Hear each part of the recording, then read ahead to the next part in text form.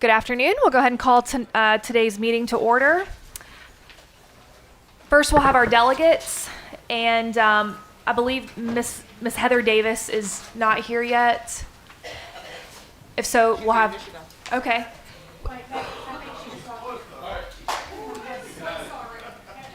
Okay.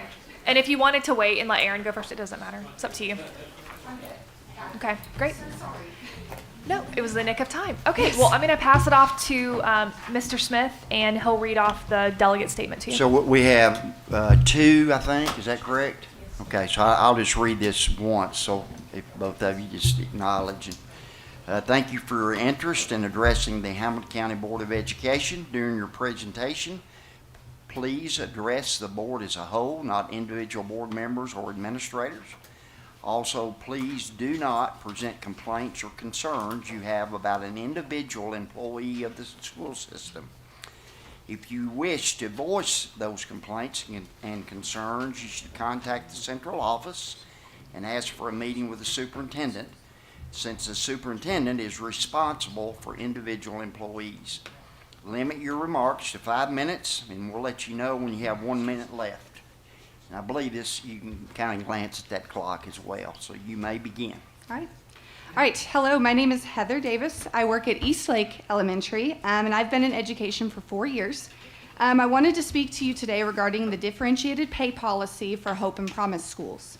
3 years ago, when this policy was introduced, the information that was given to us was that this pay was used to recruit and retain teachers in hard-to-staff areas.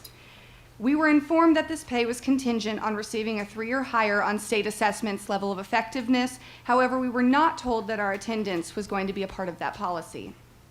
At my school specifically, teachers were never directly informed of the attendance policy. Educators simply stopped receiving their differentiated paycheck, and then they themselves had to go inquire about it at Human Resources.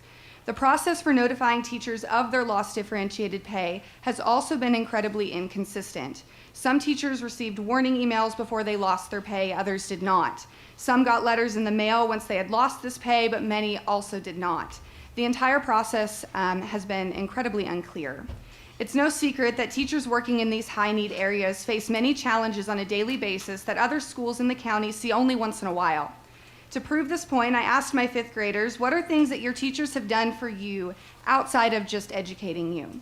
The list I got was extensive, but many consisted of answers such as feeding us, buying us clothes, getting us coats when it's cold, buying our school supplies, making sure we have something to open on Christmas. The list goes on and on.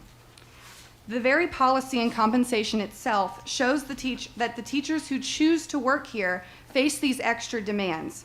The extra pay we receive gets poured right back into providing resources for our students and our classrooms. In addition to the physical demands of our students, working in these high needs areas also takes a mental toll on educators. Teachers are humans, and sometimes we just need a mental health day regardless of the community that we serve in. Teachers in your county should not be penalized for taking a day when they need it, whether that need is physical or mental. The fact that our unused sick days roll over year after year, but that only people working in these high needs areas are penalized for using more than 10 days, even if they have them stockpiled, is not equitable. I have watched this policy put teachers in awful situations. We have teachers who are single parents, and when their kids are sick, they have no choice but to stay home with their children. We have teachers like myself who have extensive medical complications that require recurrent treatment, surgeries, and trips to specialists. We had one educator recently who had to keep coming to school when he was sick because he didn't have the days to miss and couldn't afford to lose the pay. Last week, he ended up passing out at work and going nearly unconscious. As a result, he left school in an ambulance, and he's been in the hospital for over 5 days. The attendance policy forces educators to make an unfair choice between the health and well-being of themselves and their families, or money needed to help them take care of their needs as well as their students. I recognize that this differentiated pay is Tennessee law. Upon further research, the law says that districts can use approved state testing and/or other accountability measures to determine who receives the differentiated pay. I want to plead with you, please let teachers be a part of these conversations around the accountability measure portion of this law. It's only right and fair to give teachers that are working in these high needs areas a say in policies that directly affect us. If you want an ideal solution, here's an idea from a teacher who works in these schools every day and who witnesses firsthand the teachers and conversations within the walls of these communities. The solution is simple. Give teachers their sick days. Let them use their days, including their days they have in the sick bank. Don't put educators in a position where they have to choose between their job or themselves and their family's well-being. When we have to choose between our well-being and our job starts to fall to the wayside. This consequence negatively affects not only us, but the students we serve, countless individuals across the school building, and individuals in the district as well. Teachers work incredibly hard day in and day out to meet the needs of all our students and families. I also propose to give all teachers a year grace period when it comes to test scores. If they drop below a 3 in their level of effectiveness, give them a year to get it back to the acceptable level before removing their pay. Each group of students is different and comes with their unique strengths and challenges. Students are not cookie cutter every year. Our students are constantly changing, so expecting the same set of scores with the different kids year after year is unrealistic. In conclusion, please allow teachers to use the days they have in their bank. Allow teachers to be professionals in their judgment about whether or not to come to school every day. Finally, let teachers be human by promoting policies that acknowledge our need for ample sick time and grace when it comes to the correlation between test scores and pay. Across the country, teachers everywhere are fleeing the profession for a myriad of reasons. Please don't let this inequitable differentiated pay policy be another grievance to add to that list. Thank you.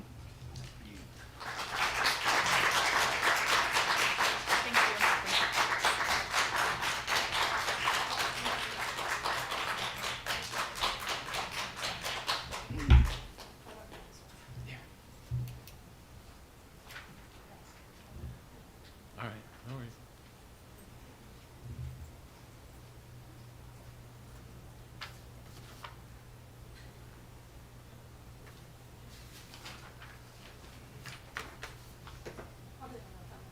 All right.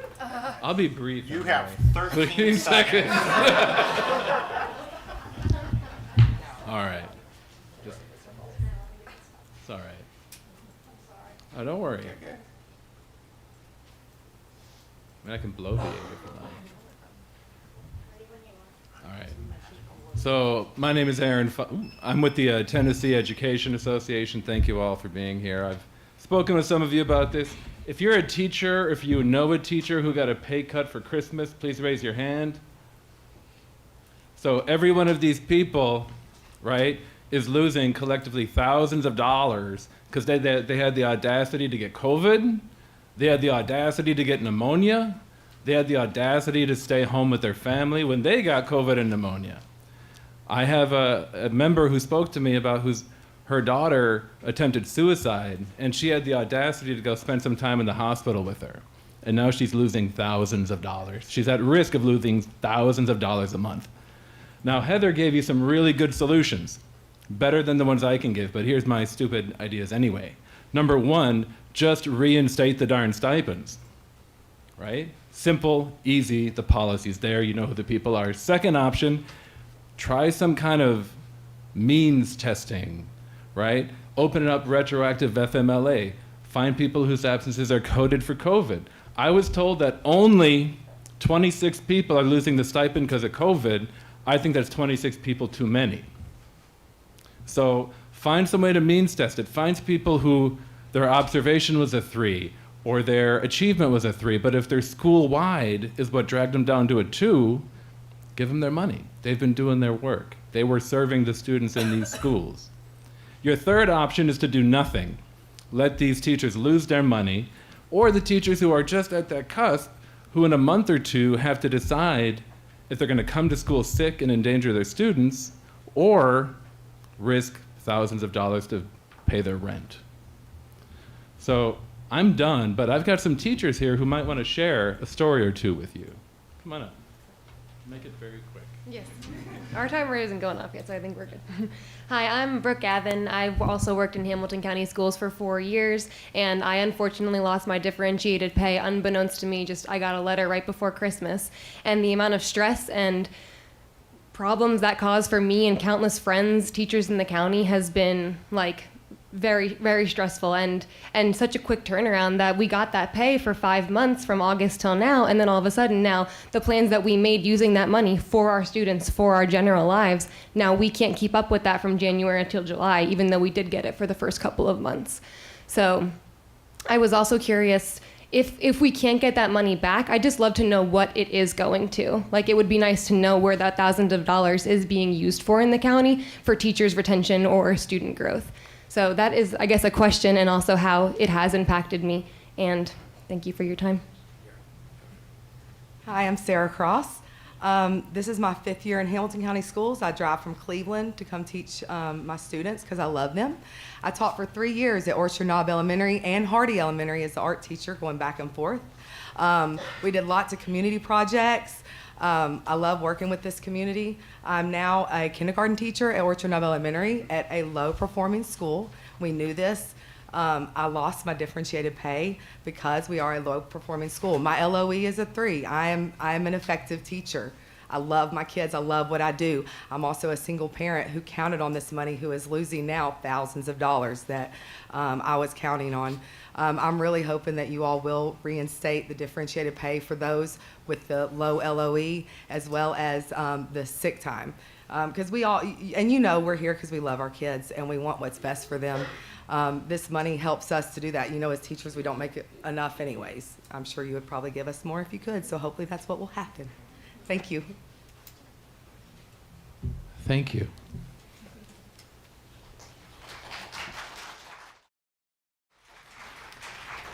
Thank you to our speakers. All right, we'll move into our presentations. Oh, I'm sorry. Yes, Mrs. Jones. So what is the plan for that? I'm really not a big supporter of people choosing work over their health or work over their family members, because I've been that employee that's had deaths in families and I've missed things because I had to work, or docked pay because they didn't have leave for that. And so what is the plan for that? Like, what are there options for us to look at meeting the needs of our teachers? Because my biggest concern now is, will we lose them in May? Because, I mean, I probably wouldn't work for me, well, for you, for me, if I couldn't get leave. And So I it's think all the affecting my options pay. that were presented are things that we can look at. You know, I've spoken to a number of you about this conversation. I know Dr. Brown sent, you know, some information about it. Differentiated comp goes back a couple of years. Right now, it's currently being funded out of ESSER funds, right? This was kind of one of those things that we had the opportunity to try to see if it's effective, and we've never fully funded it in general purpose budget. So that's something we've got to be clear about. This is something that if we're committed to it, we need to move forward. What I've talked to most of you about is there have to be guardrails, right? And we've got to consider what those guardrails are. Is attendance a guardrail? Is effectiveness a guardrail? Do we put safeguards around it? You know, the example given earlier is one of, do you give a year grace period, right, before it goes away? So everything is on the table, and looking at it. What I will say is, for it to be effective, is that there have to be guardrails. We can't just say we're going to give every teacher at these schools this amount of money, and there's no expectation, right? That's not what differentiated compensation is about. So we can look at what those expectations are and make some decisions there. I think also we've got to think about what differentiated compensation is. It's not just about hope and promise schools. It's also looking at getting our math teachers, getting science teachers, teacher leadership positions, and things of that nature. You know, we spend millions of dollars on this, and to be clear, I said that about GP because the funding, when it doesn't get spent, it's not like it's going into our rainy day fund. Currently, every dollar we spend on diff comp has come from ESSER. Mrs. Black. I just wanted to thank the teachers who came out today. I really appreciate hearing from you all personally. some of the things that were brought up about sick pay and how the sick days are only attached, like the teachers who receive differentiated pay are the only ones in the county who have their pay attached to their attendance and sick days. I think this is just an example of a lot of the complaints that I've heard about teachers want to be treated like professionals, the professionals that they are, and being allowed to manage their own mental health, their own physical health, and their own time away from work if they have the time to take it. I agree with them. They shouldn't be punished. I think we need to find more effective ways and guardrails, absolutely, but that are actually relevant to their performance as teachers. So why don't we do this? Why don't we put together a quick Google Doc that we can send out to you guys, or I can make phone calls and get your input on what guardrails are. We can take that back, make a proposal. The comment that Ms. Davis made is correct. I mean, we know exactly who lost the diff comp for what reason, and then we can go back and reevaluate them. That gives us input from you guys for us to look at those guardrails and go from there. I do think that's an appropriate next step. We've got a few more questions. Sure. Mr. Keene. I got 3 actually. My first one is, why is this happening now? Because for as long as I can remember being an administrator, the pay for the challenging schools, the Hope schools, Promise schools, that has been there. It probably wasn't the same funding as it's doing now, but why this year? Why did this not happen last year? They were under ESSER funds last year? This has happened. There have been these guardrails every year that we've Just gone not this through it. magnitude of them? Or? Well, so the numbers, when you look at it, so and I understand what Mr. Foles is saying. The number I say, it's going to be too many, but it's less than 1% of teachers lost diff comp because of attendance. About 9% of teachers lost diff comp because of levels of effectiveness. These guardrails have been in place. This year, there were more schools that didn't have higher value added scores, which in turn lower levels of effectiveness of a lot of teachers. So if you're not in elementary, if you're not a 4th or 5th grade teacher, if you're a 2nd grade teacher, you're relying on the school's level of effectiveness for about 35% of your evaluation. I add just 2 things too.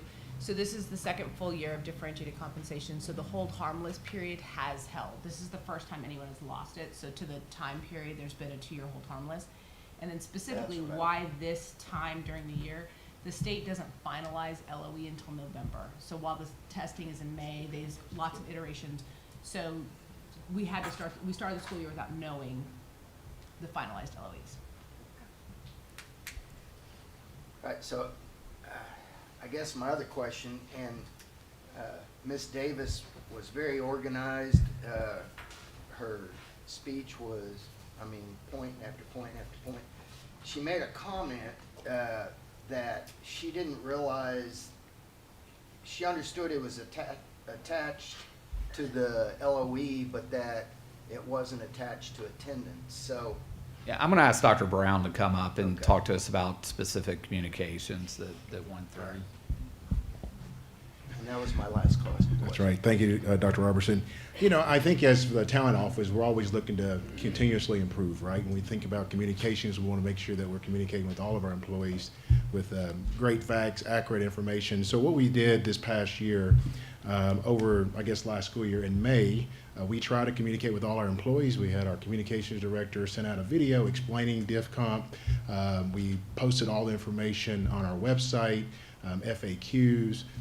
We worked with our principals to explain the process to all their teachers. And clearly, hearing from our teachers today, we need to do better, right? We need to do more.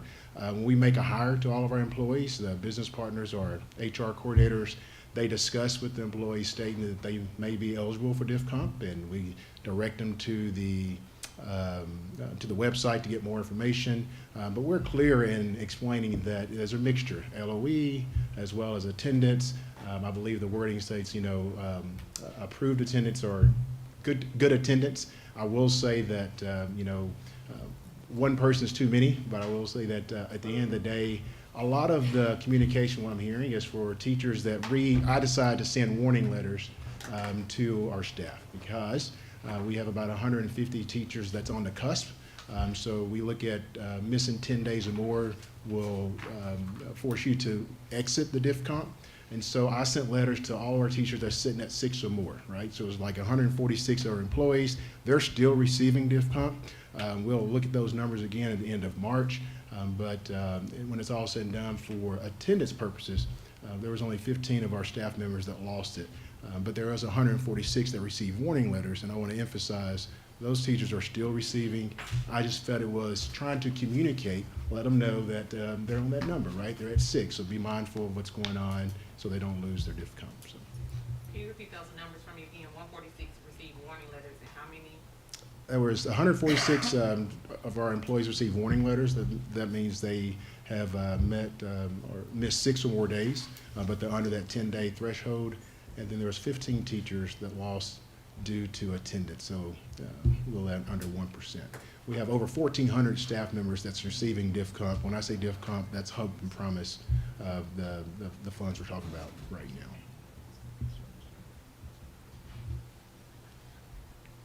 I'm sorry, how many did you say are receiving? Over 1,400. Truthfully, some of the people behind you seem to have different numbers or think differently. So I just Yes. want to make sure we've all got the same information. So, Mr. Smith. Dr. Robertson, you said that to keep the deaf comp going, it's going to cost millions, and we'll have to roll that into our general purpose budget. Can you be a little more specific when you say millions? Do you have the exact number? I know you won't have an exact number, but some idea. I believe we spent, Mary Ellen can help me, a little over $7 million. $7 million. And that was all ESSER dollars, which is gone. Well, it expires this coming, Next year. so we'll have one more year. budget season with ESSER dollars. So 2024-25 budget season. Okay. 24 budget will be the last year with ESSER dollars. And it may not be full, I'm not sure we've got it fully funded Right. for 24, it's one of our budget discussions. I do want to remind us that with the ESSER dollars, some of what was being encouraged is that we would take these innovative approaches to look for ROI. And it's still really early in this process, and so it's a heavy lift, and we're doing a lot of analysis right now to see that. Okay. Mr. Connor. So I had at first pressed my button, and then Dr. Robertson said almost exactly what I was going to ask for, was a breakdown of exactly who's missing out, how many people that is, and how many dollars it would be for the group that's missing out. I would love to know if the people are marked under COVID, as Aaron mentioned, if that's truly 26, if that's marked in there. Because the last thing is, I heard it a couple times, and it just worries me that there's a different model for this with they have a different version of how many sick days they have. So Everybody gets 10 sick days. Because this is differentiated comp, this is pay on top of what their base pay is. They're correct in saying that if a teacher at another school misses 10 days, we're not taking something off their base comp. Okay. So it's a little bit apples to oranges. I thought we were working on two different No. guidelines. Okay. And then the last question was just that I do think that after the fact, it's something that we do look at the programming, if it's based on what it's based on, like what we can do to make sure that we're in line with the teachers. Just listen to them and find the right way to do it next time. I like that one last thing, Mr. Connor, that I will say that right now we have a team working on figuring out what's best practice if we're able to continue a diff comp to make sure that we're listening to our valued employees, right? And so we want to, and hopefully in the next couple of months, present a plan for if diff comp is continued, what are those guardrails? And so we'll be looking at maybe attendance is not the right thing, right? But ultimately we want to do everything we can to improve student achievement growth. But just want the board to know that we are definitely listening and looking. We have a group together to consider what's appropriate, what's not appropriate for those guardrails. So going forward, if we're able to continue. Great. Mrs. Jones, I accidentally skipped over her. I apologize. So, following up, so I know I've heard about the LOE, and then I just heard somebody talk about value-added scores and all of this stuff. And what we know that might not be popular to say is that even with the third grade retention law, like, is this the right year to execute this? We know kids, a lot of, especially in elementary schools, came in, kindergarten, first graders, they were, second and third graders were kindergarten, first graders, COVID year. We know that. So, I mean, I understand all this. I've always struggled with the whole T-VOS. Like, I don't like tying all this to teachers' performance because I just don't think that's right. But I wonder if we could have, or if we, I'm offering that we allow a grace year. First of all, I'm really bothered by the whole I mean, I get what you're saying about the schools coming in November, but one, that was the holidays, and it's mid-year. Like, could we not have saw it through to make, I mean, that's a concern for me too. And then also just even thinking about just a grace year, because, I mean, I feel the same way toward the state. I feel like it should be a grace year for the third grade retention, because you're dealing with children that did not have a stable foundation starting out. And so, and then you're dealing with traumas, you're dealing with a lot of things. So I just want to offer, just going for the record, you ain't got to call me, I'm saying it now. I'm offering that we reinstate and to have a discussion in the summer, because I just don't think that it's fair to do that mid-year. I would be very upset if, because people make plans. We all make plans based off what you think your salaries are. We don't know what kind of hardships we're putting people in, and let's just be honest. We say this all the time, and we're not just saying it rhetorically. We're losing teachers every day. Pay is a big issue. Behavior is a big issue. But more so, what you're dealing with, and then you taking pay, which I was doing this because I was getting a little more pay, so I'm going to deal with a little more because I'm getting a little bit more money. But if I'm not getting a little bit more money, am I going to really deal with that? And let's just be honest. I probably wouldn't. So I think we do need to really look at a grace year, or even just reinstating and thinking about that through, especially when bad to say, but the dollar's going in anyway. So what we gonna do with them? Well, I'm pretty sure we could do other things with them, but I'm just saying. So I want us to be clear. Like almost $6 million. It's not fully funded all the way through next year in ESSER. We've started this, and we don't have a plan to pay for it. Is it fully funded through May? Yes. So that's my thing, like, it's fully funded through May, so what will we do with it from now to May? It's gonna roll over to pay for the next year. That's what I'm saying. It's like, Yeah, his point, the point you're making, which I do think is different than what Mrs. Jones is saying, is you're saying in order to continue this program, we got to make it a priority and put it in our general budget.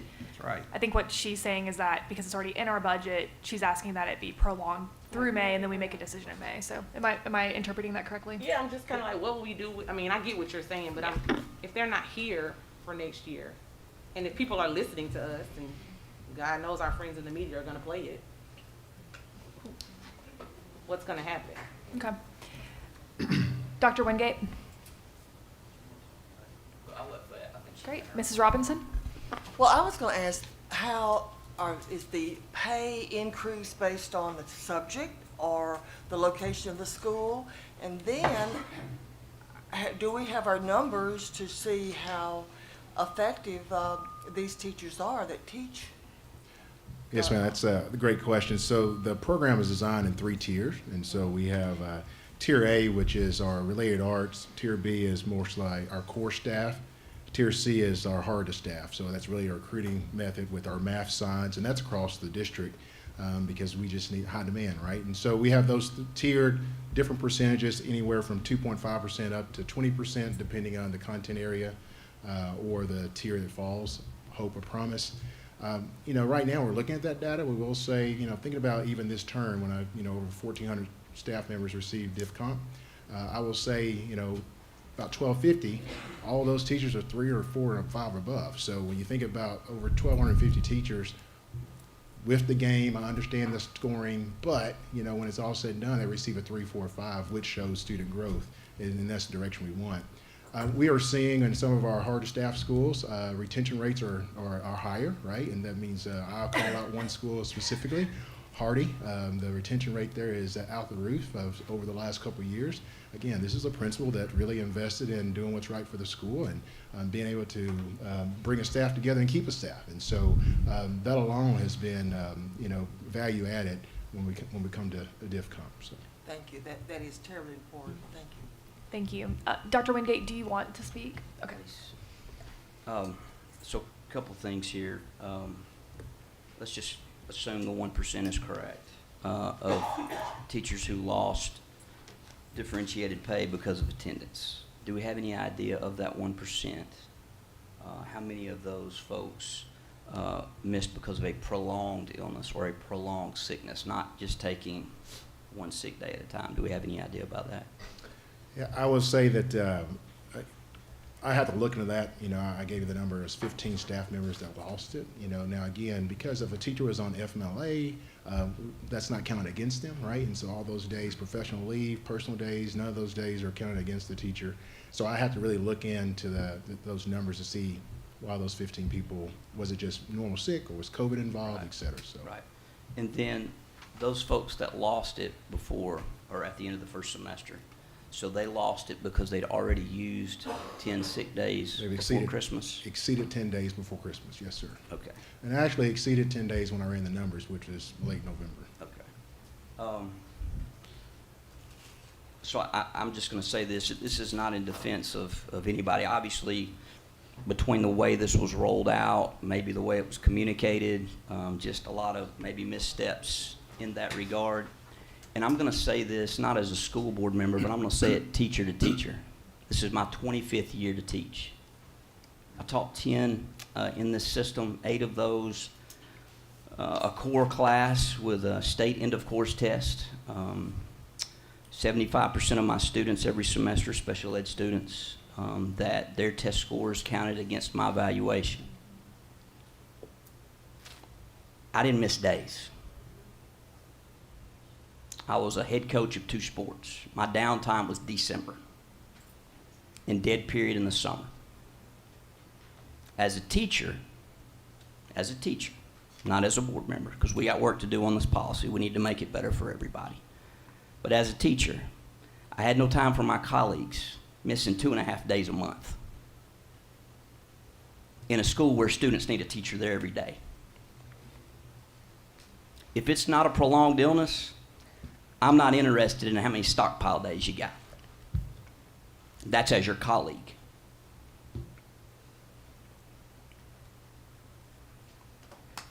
Again, we got work to do.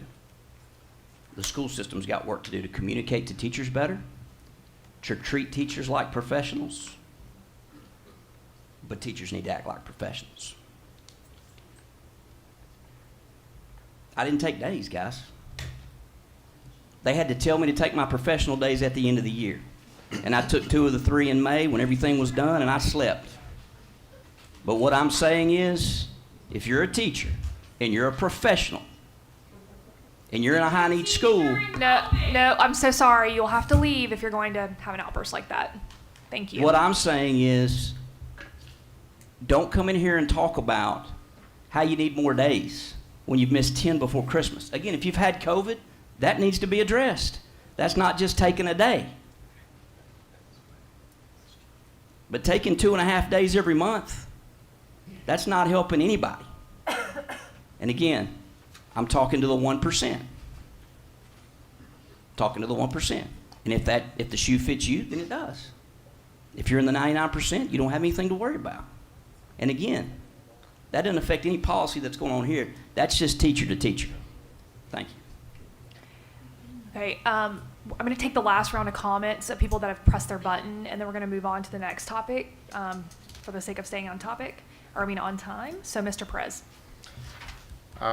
So again, I do think anytime that teachers are willing to speak up and defend themselves and others, so I don't want to dismiss that. With differentiated pay, it's a strategy, right? We are trying to recruit and retain not just any teacher for these schools, but we're trying to recruit and retain excellent teachers in some of our hardest to staff areas, schools or classes, right? As we look at this policy and as it runs out in the next year from ESSER funding, strategies work and strategies don't work. And as much as this is valuable and important, and every teacher should be compensated more, and some teachers choose to work in areas that allow them to be compensated more, or teach classes that allow them to be compensated more, we need to evaluate, and I'm curious about that down the road, not today, like how we are measuring whether that strategy is effective. Because that's $7 million, and if the strategy is not recruiting or retaining top teachers to produce the results that we expect, I'm expecting to have 1,400 teachers very mad at me if the strategy doesn't work, if it's not the right strategy. I'm guessing that it is the right strategy, that it is having effect. You just mentioned Hardy and some of the effectiveness there. So if it's the right strategy, I agree very much with Dr. Wingate. And the thing is, when you mention a few, everybody feels they're in the group. I don't think that's true. At the end of the day, a teacher who's not in their classroom is not teaching, right? The strategy is not effective if the teacher's not in the classroom. I fully understand days that have to be taken for emotional well-being, mental health, physical well-being, but there has to be guardrails as well. So I can understand that. But to me, the big question, because in a year we're going to have to evaluate this and where the funding is going to go from this and for this, and the question I have is, did the strategy work or not? And I've said this about many things, but the things that what happens to us in education is once we set something in motion, it's really hard to change it. It's really hard to go back and say, hey, this isn't working, especially if there's a benefit for a few people, and to come back and do a very objective, strategic evaluation and say, this is what's working with the benefit, this is what's not working with the benefit, this is why it's a positive or not. So I understand the frustration. I understand the heat. I understand how terrible it is in November to find out that you're not going to get funded for the rest of the year. I understand, especially if you didn't know that that was going to happen because of decisions you made. I get all that, and thank you, Dr. Brown, for committing to learning more about how we can improve on communication and education. But at the end of the day, as Dr. Wingate was saying, like at the end of the day, if a teacher's not in the classroom, and I'm not blaming teachers, there may be a good reason for it, but if you're not in the classroom, the student's being taught by a substitute who may not be the most effective person. And then retaining, not at all saying that's the teachers we're retaining, but retaining the wrong teachers is a bad strategy. Retaining the right teachers under whatever it takes to retain them is an excellent strategy. So I'm just going to be curious what the plan is down the road, not today, what the plan is to evaluate this, because a year from now we're going to have to decide if we do, and if I'm here in a year, right? Yeah, I'm here in a year, I think, if the Lord wills. And I'll be the first to say, if a strategy is not working, I'm happy to put my head on the chopping block there for everybody. It's not working. If it is working effectively, as you've mentioned, I will fight to make sure that strategy is funded for everybody. So that's all I'm interested in there. Thank you. Mr. Grohl? Wow. What, we could have an hours-long discussion on this. No doubt. And I will try to be brief. I agree not only with Mrs. Jones, but with Mrs. Robinson, Fay, and Dr. Wingate, and Mr. Perez. Having been a teacher, I'm fully aware of how stressful that is. And having been a coach, You know, during football, baseball, basketball season, I would spend 15 hours at school. And 3 of the 5 school districts I've worked in would now qualify for differential compensation. My social, emotional, my stress, that's what I had Saturday and Sunday for.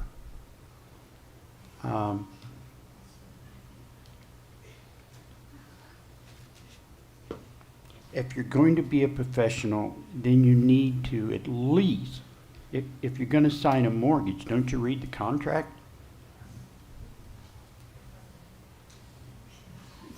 You need to be a professional. And good heavens, I know how hard that is in a classroom. And it all starts with the leadership at the schools. And I know we have a lot of great schools and a lot of great leaders. But you know, not every teacher needs to be, quote, excellent, unquote, to be an effective teacher. Because you do so much more than facilitate academic learning. So much more. And I think that's what most people who go into this profession believe, is that it's not really about the pay, but the pay is important. You know, I've been retired many years, and I still miss teaching. So I know where you are on this, but this phrase, guardrails, we've got to be able to evaluate you somehow. There's got to be some stipulations in place. So we can have further discussions on this, but thank you. Thank you. Mr. Keene? I did have one more question. So, on Dr. Robertson or Dr. Brown, on COVID absences, I know when the pandemic was going on, added attendance days were provided for COVID absences. So are the absences that people are taking, if they had COVID, are they still required to take a minimum of 5 days out if they have COVID, which is what the policy was? No, they're not, and the board didn't approve. COVID Previous absences. year, the board approved COVID absences. We didn't for this year. Okay, that's what I was So wondering. they're taking regular sick days. Okay, all right. Mr. King, I will say that from the talent standpoint, we always ask our valued employees to reach out. You know, if there's going to be an extended absence, whatnot, we get them in touch with our leave department, and we'll walk them through all their options they have. And we've had some teachers have to go on leave, FMLA, or extended leave, whatever it might be, because of illnesses to themselves or their family. So I do want to emphasize, since I'm here at the mic, that we do value all of our teachers, our employees, and so we, from the HR standpoint, we want to work with our employees and teachers. And so I will say, if those 15 teachers, you know, that we've mentioned at 1%, if they're concerned and they think that they've got a case, call our office, right? And we've had an opportunity to look at some instances where we've had to reconsider, reevaluate why they were absent, what do they qualify for leave. You know, so we're willing to do that, and we will do that, and we've done that for some of our employees. And so I will say the 15, if give our office a call, right? We'll look at your case individually, and if we feel that we've made a mistake or there's some things we can do on our end, we'll definitely do that when it comes to attendance. Mrs. Black?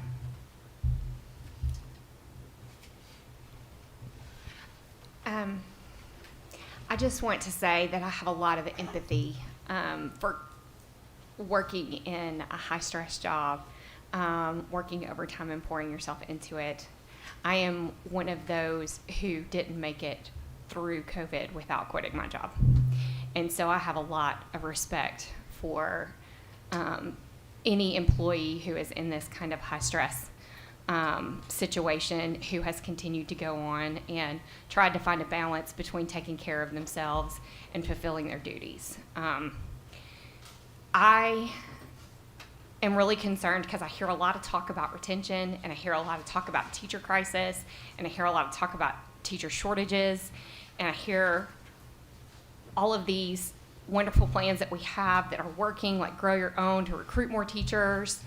And if we were really concerned about that, and if we really want to do the right thing,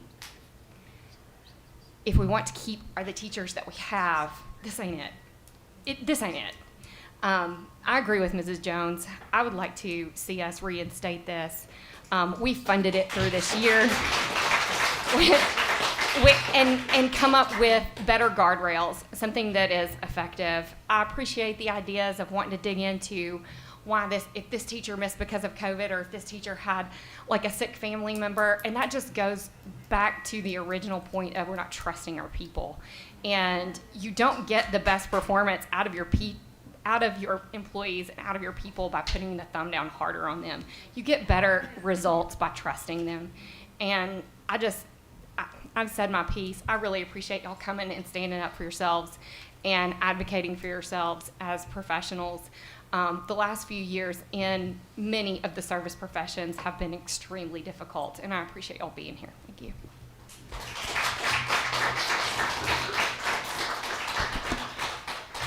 Thank you for the lively conversation. It is certainly an important one, although it sounds like we'll have some items come back to us from the leadership team, and that way we can further discuss this. And I think that if folks on the board have more questions, I encourage you to go talk to Dr. Robertson or Dr. Brown about it. So thank you very much. All right, let's move on to our presentation, our HCS financial update. Okay. Well, good evening, and we're going to hit two topics today, procurement, and then just a few things on the upcoming budget season. We've been hard at work on that, but we wanted to give you a few highlights. So again, we're here to support our children and helping them thrive. So you will see, hopefully in your packet, you'll see that we, this month, is reviewing a lot of finance policies, and you'll see some changes in the procurement policies, and so we wanted to really kind of focus on those and give you a little bit of insight into that. I did want to introduce our procurement director, Lindsay Zapiro. So we're really excited. She's been with us just over a year now, and she's really dug in and helped us. She brought a lot of expertise in federal grants, contracting, and is helping us work on the Tyner project. So she's been really valuable in helping us look at policies to help our effectiveness, because we know that getting services, getting things are such an important part of things, and we want to make it as streamlined as possible, but also make sure that we are being fiscally responsible and considering all that. So we look at that. TCA has made some changes, and we've worked with Scott too, and we've spent some good hours digging through statutes and our policies just to make sure that we're in line with that. So what we want to do is raise our procurement levels, which again makes us be more effective in looking at how we acquire our services. And we'll also be introducing a procurement procedure. And so we're going to share that with you after the meeting. We'll send that to you so you can kind of dig into it. It's a lot of pages, but it'll really help give guidelines on how we do things behind the scenes. We've got a lot of things we actually do, but we're trying to codify it so it's really a lot easier to follow, and we can have consistency. And looking at also our audit requirements. So trying to balance compliance with service and effectiveness. So kind of we wanted to highlight a few of the things. So our current informal non-competitive, so that's the things where you can go out and just do a P card or go get one quote. That's currently at $2,500. We're recommending going to $10,000. We actually could go to 20, but we feel like 10,000, that aligns with federal rules for small purchases. And so we could use a P card, and that we can actually drive rebate with using our P card for payments. So we can actually generate some revenue that goes back into the budget. And then the informal competitive solicitation. Sorry, Melon. So Sherry just sent this presentation to our inbox. Oh. So board members, if you want to pull up the PDF instead of looking out on the screen, you're welcome to. Sorry. That's why everybody's inbox went off at the same time. Continue. Thank you. So the informal written competitive solicitation, so that's where they go get 3 quotes from different vendors to do that. And so that would move from, it's currently $25,000, it would move that up to $50,000. And that is again a TCA change this past year that's allowed us to do that. And then so then it would be our formal solicitations where we do RFPs would be over $50,000. So again, it allows our staff both in the schools when they're trying to get quotes for things, it makes it a little bit easier But we're gonna really be able to spend time on those other things. And we've been really looking at places where we can go out and get contracts where we can buy off for the schools to make it easier for the principals when they're trying to look for things that we can have contracts in place so they don't have to go get these quotes. So we'll do some more district-wide contracts with spending the time there. And again, here's kind of a nod to our new procurement procedures that will roll out, and I think it will really help our staff have some clarity. Sometimes we've got some different things that have been in place, so this will clear up some of those things we had. Some changes in how we've done things over the years, so really clarify that, but also make sure we're staying in compliance.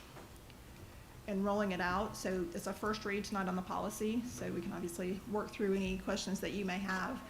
If it is approved at the February meeting on the second reading, then what we would do is we'd have a series of trainings over the months of the remaining year, and it would go into effect formally July 1st, but we would be able to go in and start using some of the flexibility with the rules, but we want to make sure everybody's up to speed so we don't kind of stop something that's already in process and say you can't follow that, so it'd give people time to transition.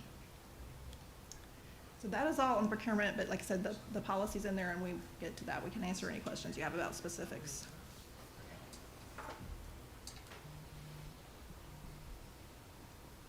Did you have a question, Mr. Smith? Yes, I'm so sorry, Mr. Smith. I'm sorry. How does this line up with other areas of county government? So they're allowed to, I think they're still looking at changing theirs, so they've been doing that. So I think they're looking at 12,500 on their lower level. We feel like 10 is the best because we have so many federal dollars, and I think they're looking to go to 50 as well. And other school districts in the state have already gone to these levels. Okay. So now we will, yes, sorry, yep. I have a question. Mr. Perez, I am so sorry. Got distracted because Mrs. Ford texted me. No, go ahead. Well, I don't know. I guess you have more. I just have the question of, again, and we've communicated about this. I think as much as improving procurement is important, I think also identifying waste is important. And often we in any government agency get accused of waste and of wasting taxpayers' dollars. I've worked in corporate settings that have moved more money than we move, and I've never seen waste like I've seen there as well, right? Like everybody, there's something that just sort of, we were saying before, like it just becomes habit, and this is what we keep spending on. And so I don't know if you're going to touch this now or at some point, but I do want to know how we are working hard. I mean, I know from some teachers saying, I've got books that we've never used that are sitting in shelves. I've got, and there is waste in the system, and I want to make sure that we're also looking at how to reduce that. I think we'll get that like in the budget conversation here in a second. Yeah.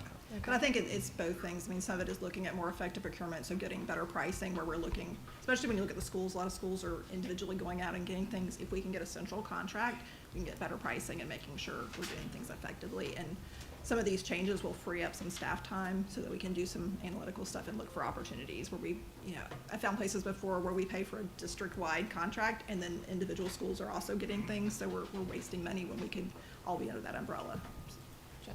Mrs. Robinson and then Mrs. Black.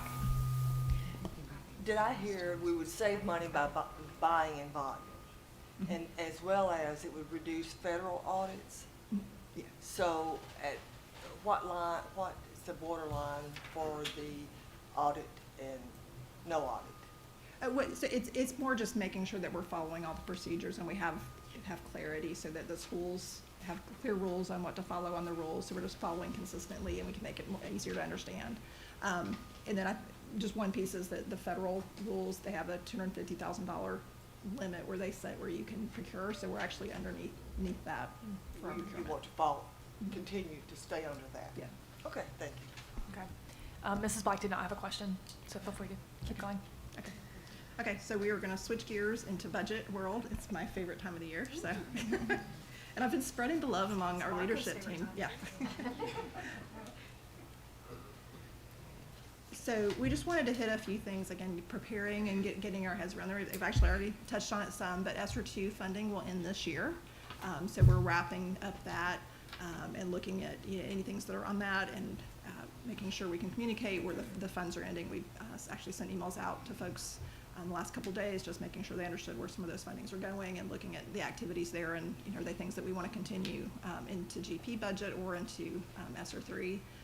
ESSER 3 again will end in fiscal year 24, but we're looking again which things are effective that we want to go on and look at, especially with TISA coming in. We know that's going to be an influx of funds, and we're really pleased with that. It aligns with a lot of our strategies, but we really want to be very mindful of how we align that, and we're really digging in, and every department's doing budget presentations, so we're really taking a different approach to budgets to make sure we really get into that and look at things like Marco was asking, looking at places where we're duplicating things across budgets, so we're digging into a lot of detail.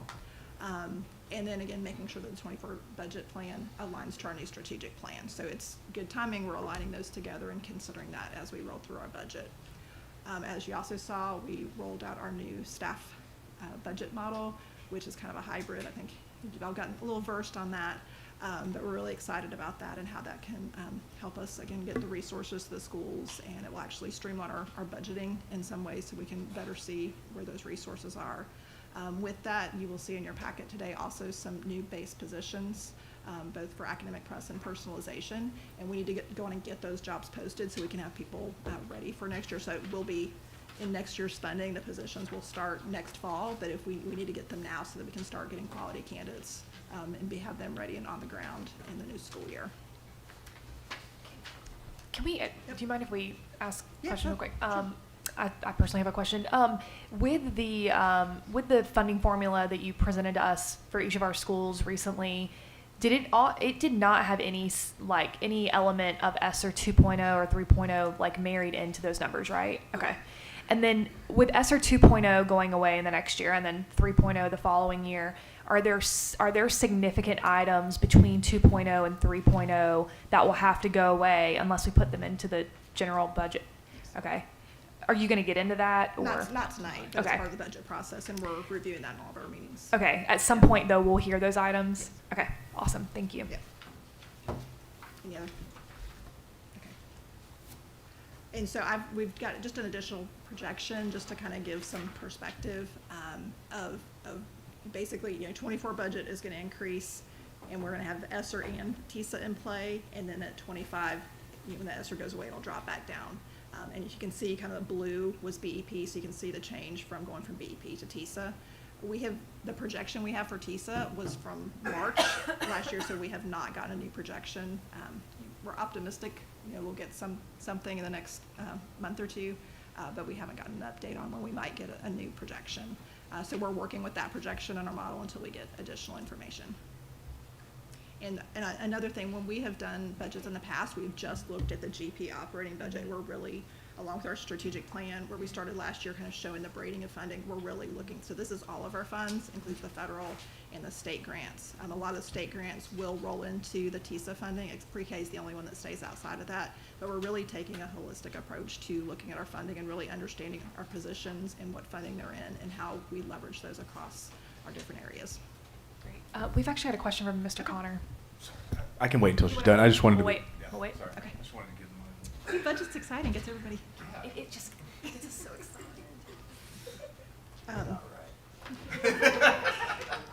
So we just wanted to kind of highlight the timeline so you know what's coming up. So in February, we'll have the state of the system, and that's really what formally kicks off our budget season, kind of outside of the back office stuff.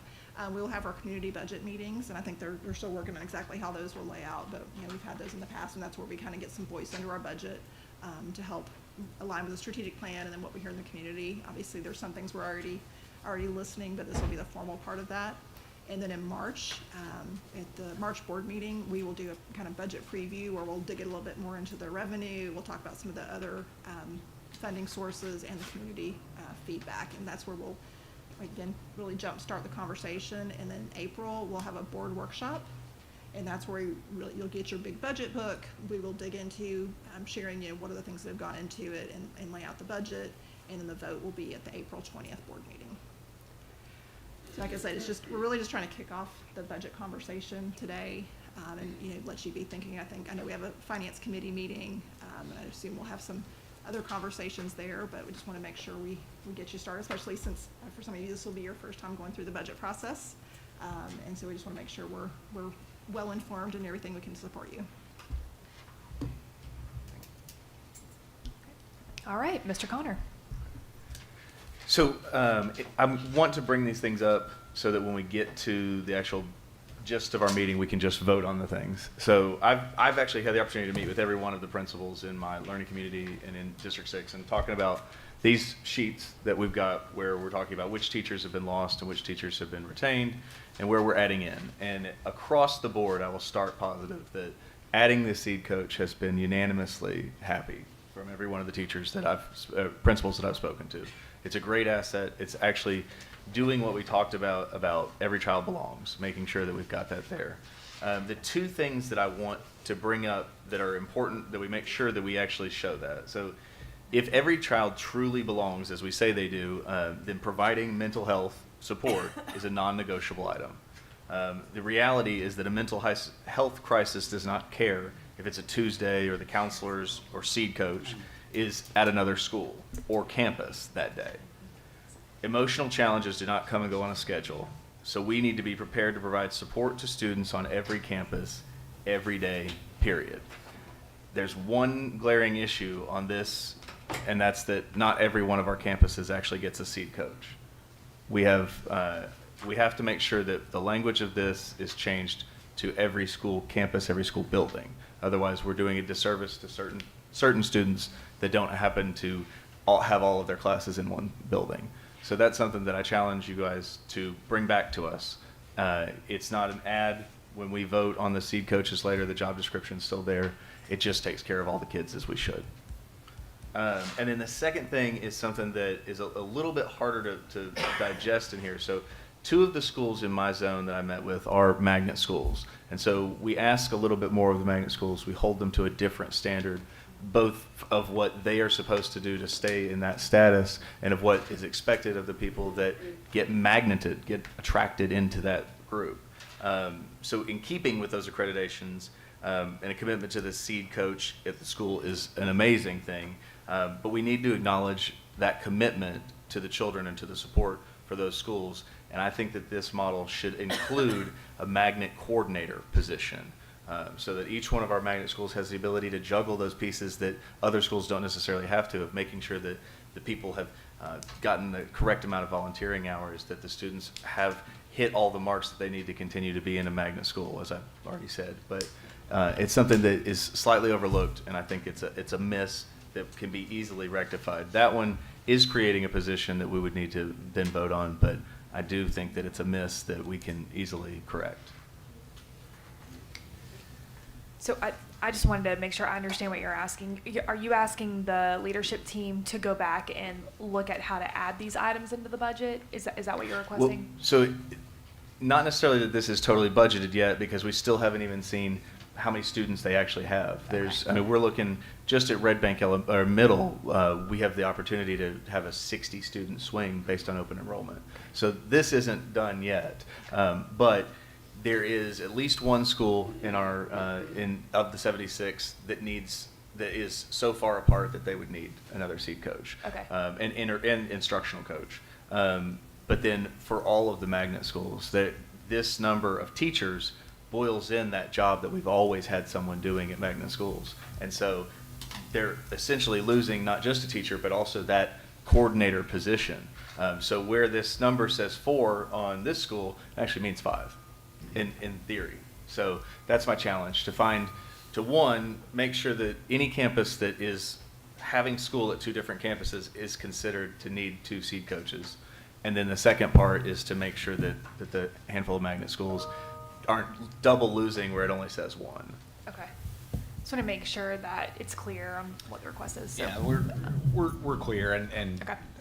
It's not a rebuttal, it's just a clarification. Sure. We did add, additional positions to magnet schools based on their programming, but to reiterate what I hear saying is that some positions need to be considered based on campuses, which we have done that. We didn't do it with the seed coach, so we'll take that into consideration, and then essentially asking for another position for all magnet schools. Okay. All right, Mrs. Thurman? Yes. Well, I think that, Justin, I'll let you know how I felt about the SEED coaches here, the social, emotional, and academic development, for those of you that don't know what that is. I'm wondering how this position differs from an assistant principal position. It looks like he's taking on a lot of the same responsibilities as an assistant principal, and I know some of our schools, I brought this up when I met with you too, some of our schools have 4 assistant principals. Are we going to be able to get rid of any of those positions at some of these schools? Because it looks like to me, of course, you talk about all the social emotional learning, you know how I feel about that. That CRT talk to me, and I'm just wondering how we're getting away with that. But anyway, it talks about being in charge of some of the behavior. I thought that was why we had so many assistant principals.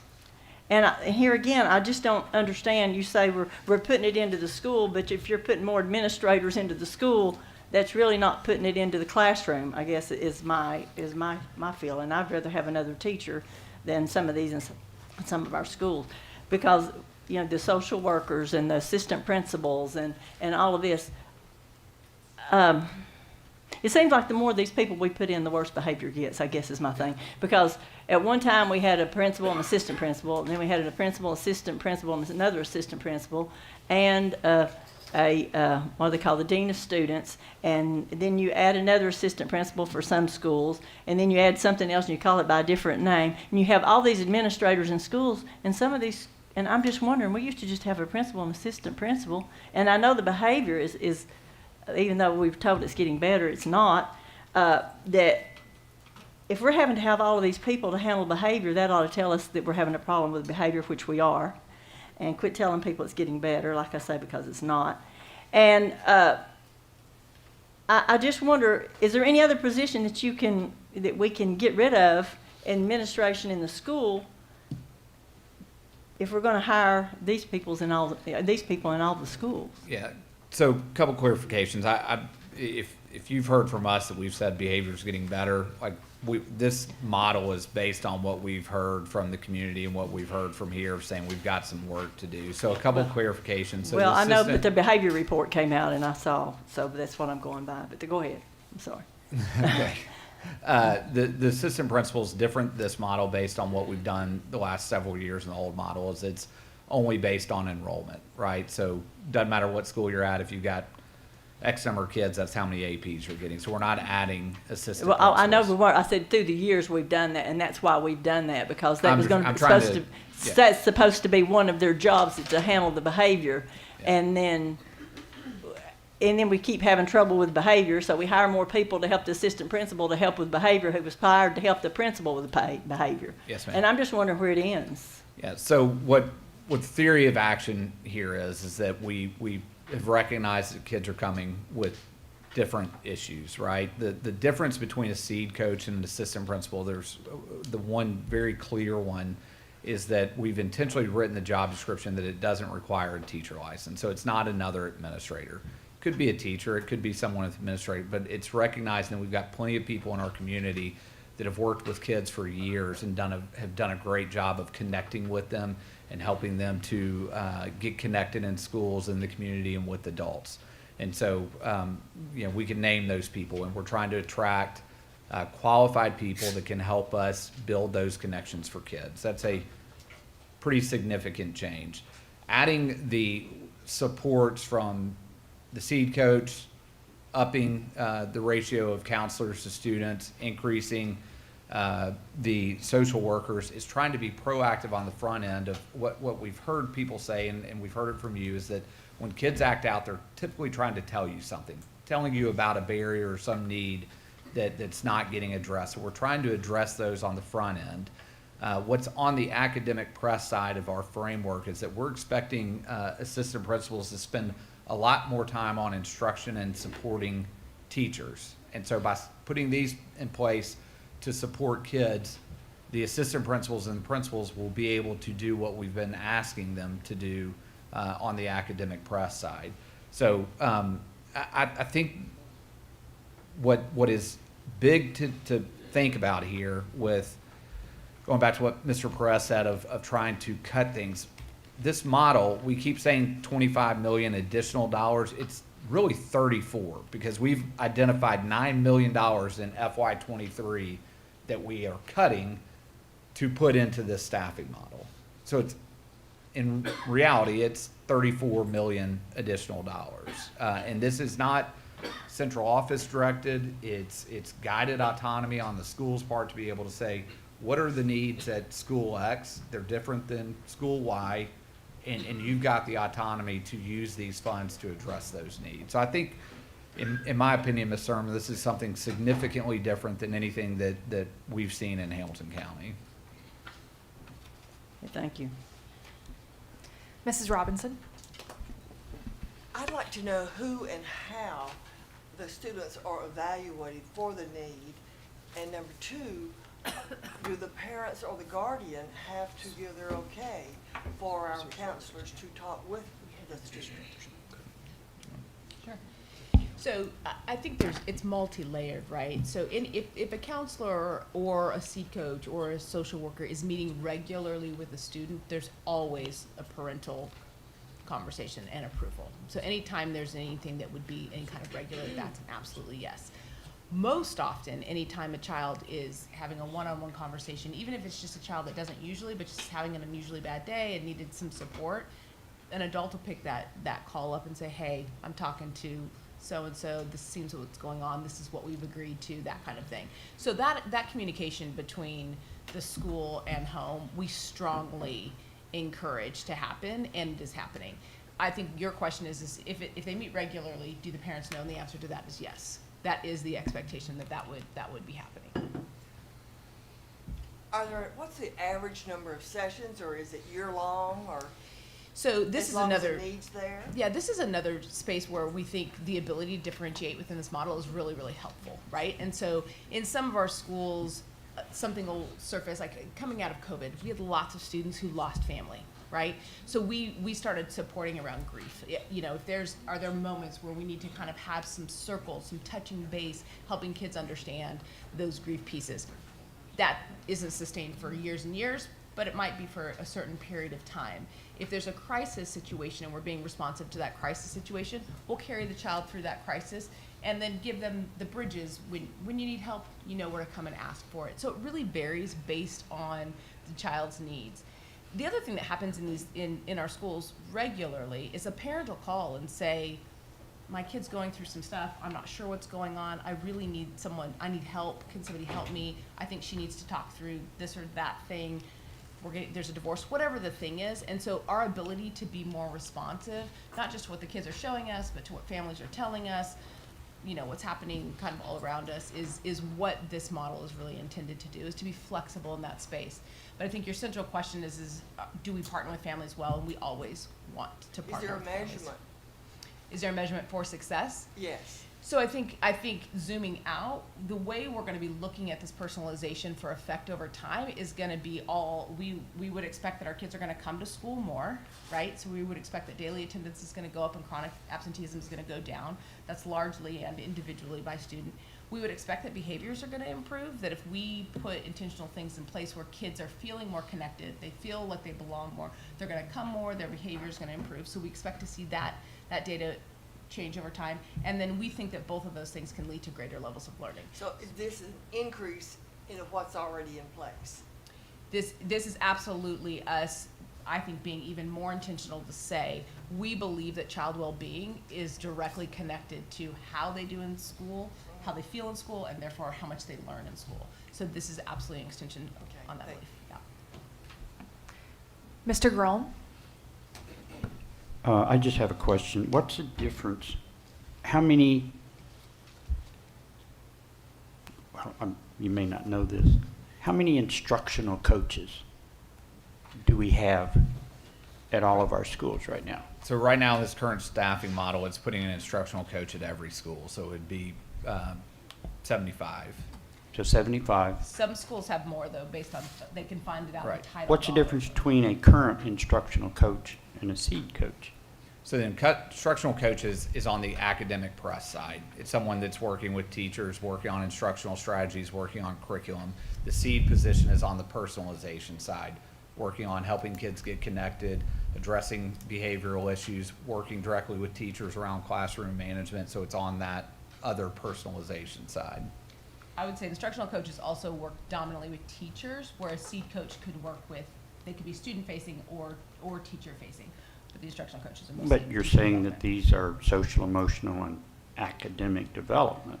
Yeah. So what we, Well, again, isn't that what an instructional coach is? Working with, supposedly working with teachers on, academic development and improving, their instructional style or whatever these folks are used for, because I wonder what the average salary is of these 75 instructional coaches. I do know that there's one that makes over $106,000.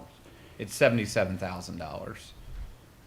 And so what we're doing is ensuring that, and this is a theory of action, that if we take care of kids, right, if we set them up to be well in school, that academically they will perform better. So the seed coach is a very different function than an instructional coach. Well, I agree that with what you're saying is, but, here we get, a discipline report, and I'm going to sit here and harp on if the school is not a safe place, very little learning is going to take place because it seriously impacts the emotional well-being of students. And all it takes is one or two in each class to totally disrupt it, because I've had it happen in my own classes. This is what, we agree with you. I mean, we're coming from the same idea of hearing from teachers. We talked about valuing teachers earlier about pay, but what we've also heard about valuing teachers is they need additional supports. We're pushing these supports in. Schools are going to have flexibilities with their administrative team and their teacher leadership teams to say, we need more assistance to be able to come in and pull that one or two kids to give them supports outside the class so that I can address the needs of the other 18 or 19 kids. All these changes is directly impacted by what we've heard over the past year and acknowledging we've got to push more supports into school. Well, let me just say this. Look here at this memorandum here, and it says we're going to push hard on social emotional learning all the way down to elementary school. And when I look at these 5 competencies, I would say for a lot of people under the age of 40 who already have started their career, that they have a hard time doing these 5 competencies. Yet we're expecting 3rd graders to act like grown-up adults. I have a really difficult time supporting this social emotional learning phenomenon that's really been taking over our schools for the last 15 years. I don't agree with it. I won't support it. But yeah, I'm going to take a look at, if we're going to put in seed people, then we need to get rid of these 75 instructional coaches, because to me that's almost a duplication. Or else these instructional coaches can certainly go through the training, become a seed coach. We don't need to duplicate, in my opinion. Mr. Keene. Thank you. So, just real clear, an instructional coach makes teachers better so that students become better, and a seed coach works with the students to help make them better for the teacher. But the question I have, so we're asking for 2 seed coaches, classified and certified, and when I think of those terms, I think back classified, certified is our teachers and Yep. classified as our secretaries and the people, I mean, so tell me how this differentiation is for a seed. So it's allowing flexibility of saying, you know, if you want to hire a licensed teacher into this position, you can. What we don't want to have happen though is like overlooking other great people that don't have a teacher license but have spent their lifetimes working to support kids. Like a psychologist or.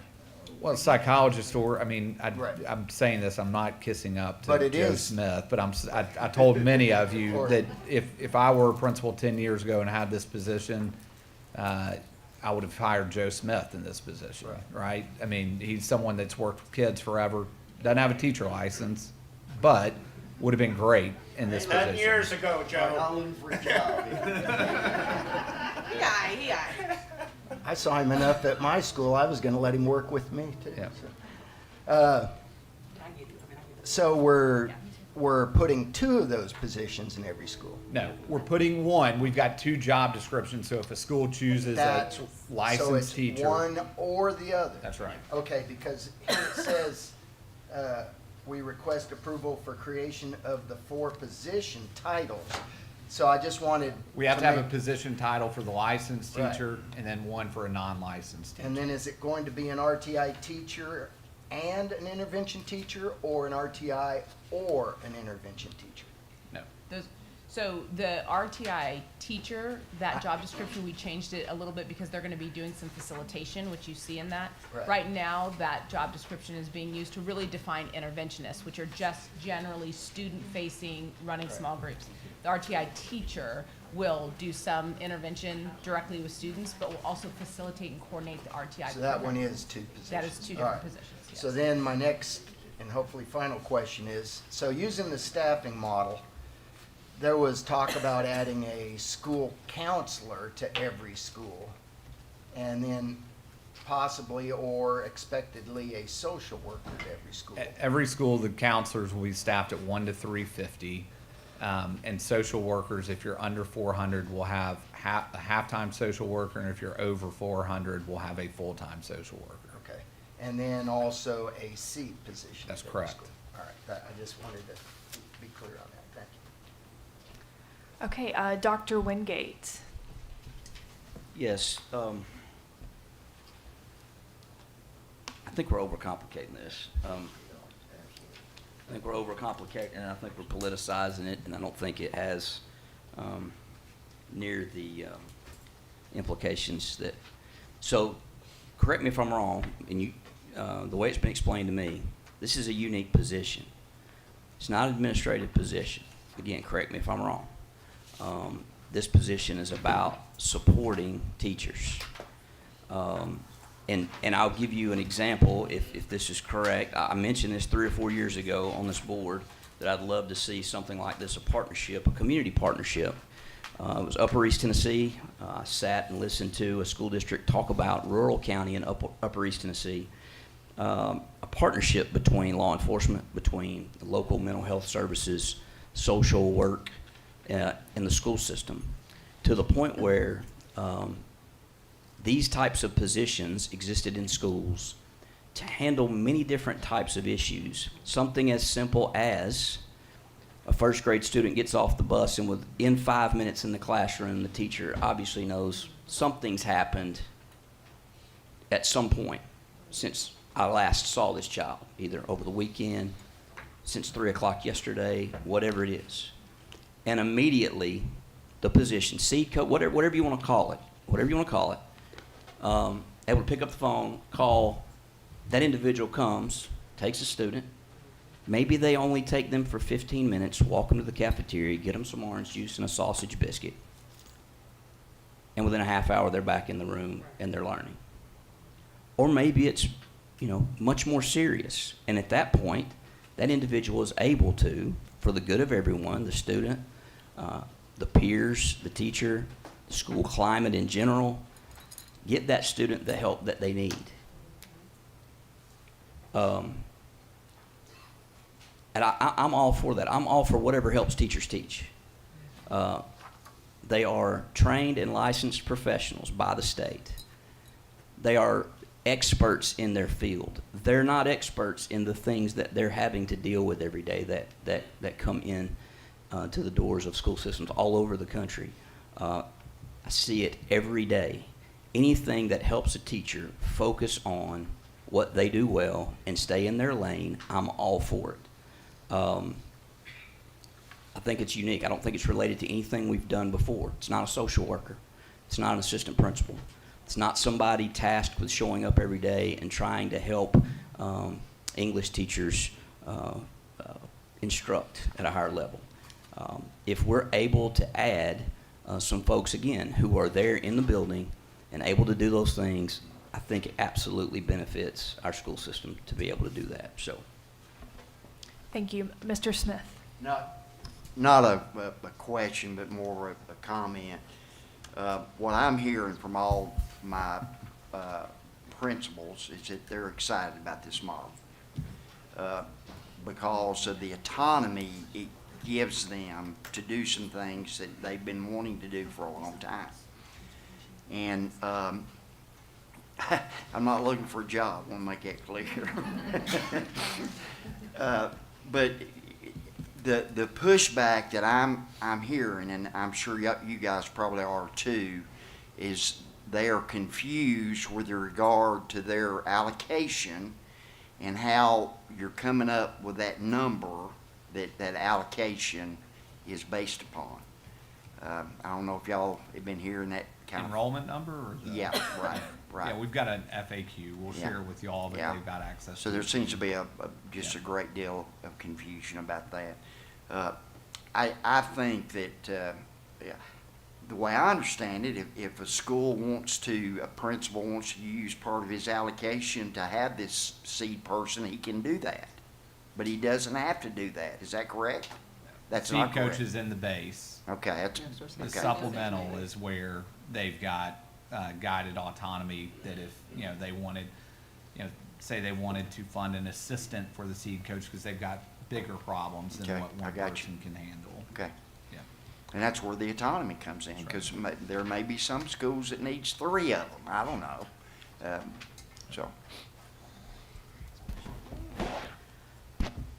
Final comment will come from Mr. Perez. And I know that you've had these discussions, but I was looking at the different sheets for my schools. Exceptional education, when you look at it, it looks bad, like, oh, we're losing the exceptional education assistants. And then there's little asterisks and things like that. As you all know, because of my wife's former work, I know this field.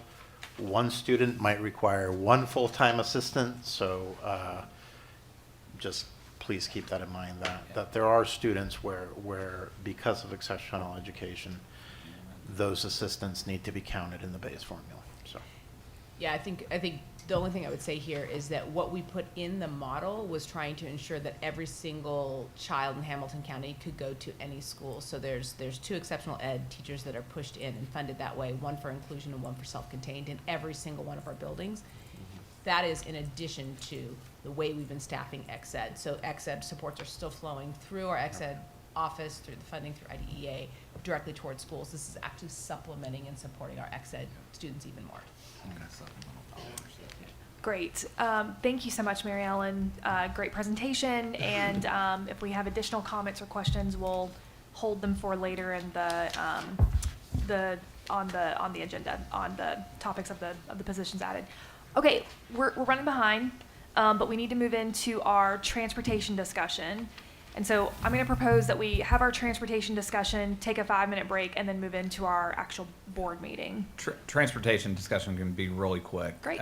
We sent you guys information on the RFP recommendation.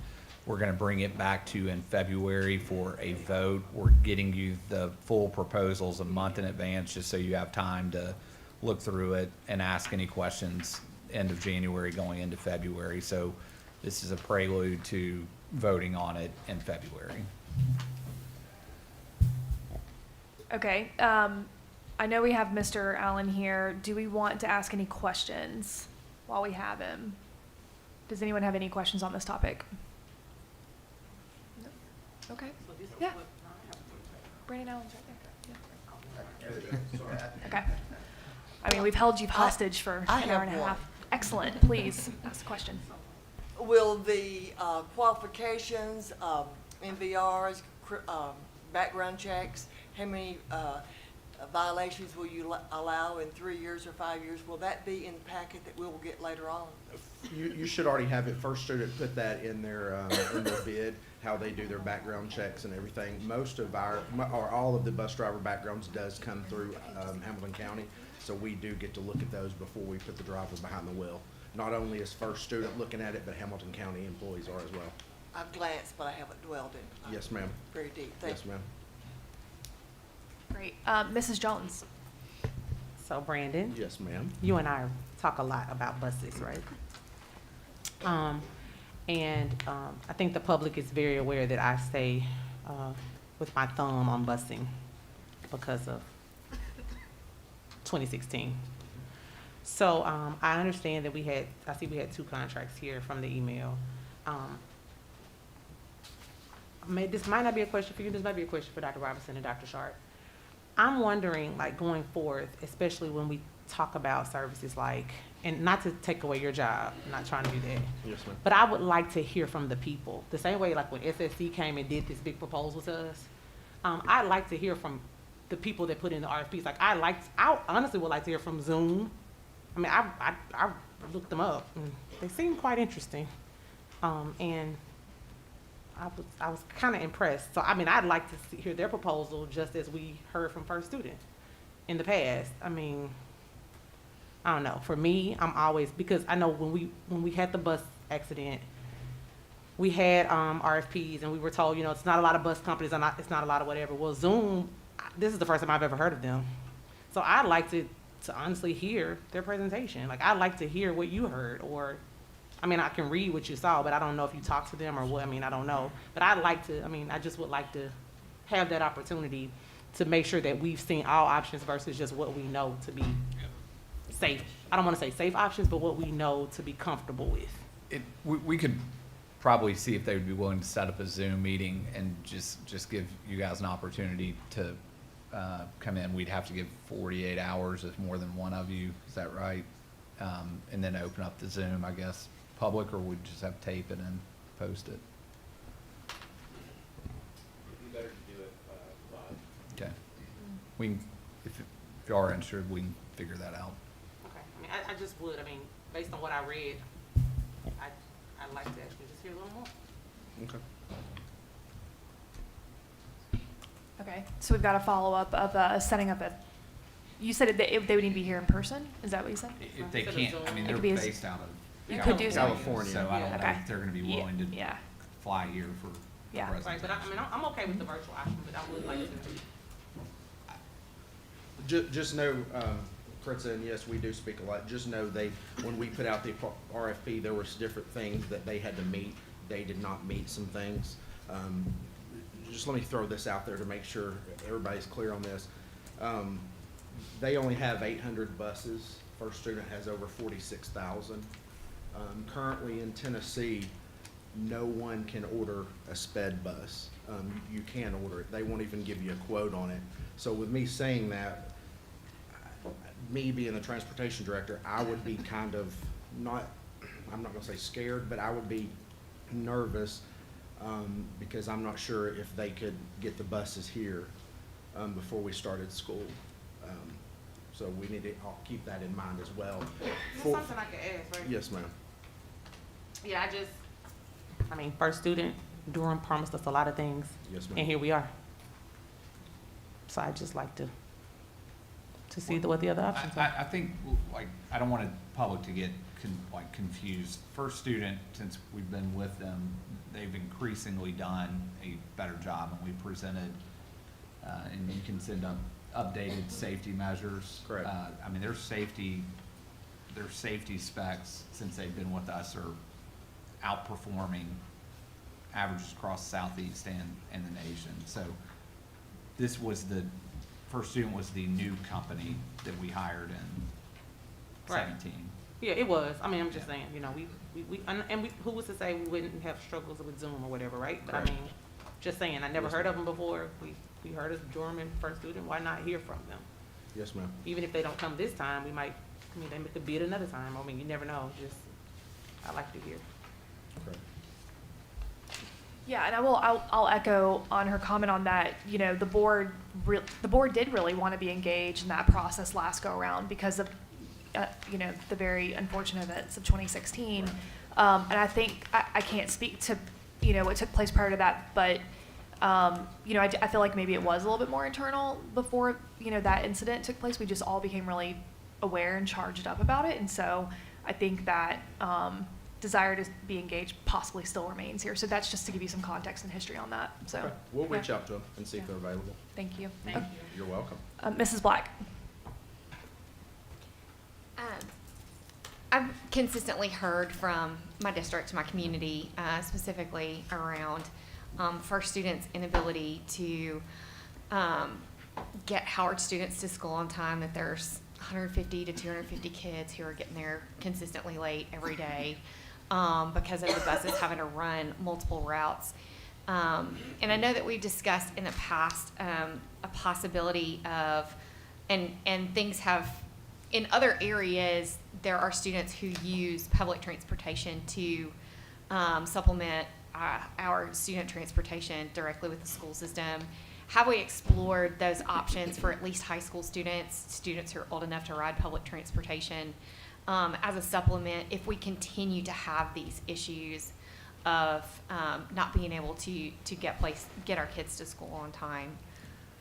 We have looked at that. And I think I've talked to Scott about it as well a while back. One concern that I did have, when we do use a car to bus or we do use public transportation, who else is on the vehicle with them?